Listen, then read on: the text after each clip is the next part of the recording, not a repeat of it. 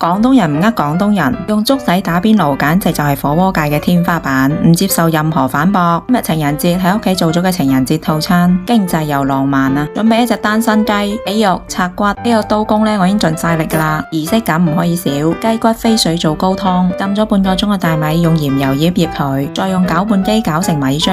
呢個無線煮機真係好方便，唔使周圍揾插座。再倒埋啲雞湯，加啲薑絲，呢個粥底就完成噶啦。再整個蝦滑俾屋企嘅電燈膽，自己整嘅真材實料，食得安心啲，味道同埋賣相一啲都唔輸出邊嘅。再嚟整3個靈魂醬料，全部攪碎。第一種呢就係萬能汁啦，用嚟點乜嘢都咁好食。第二種呢就係雞嘅好搭檔，酸酸味味好開胃。再嚟整個乾碟，用嚟點牛肉超香啊！簡簡單單，全部準備好就可以開飯噶啦。米湯好好咁鎖住咗肉類嘅水分，食起新鮮甜嫩滑。再嚟一碗粥仲正啊！情人節有冇情人都好，都要好好食飯，好好愛自己啊！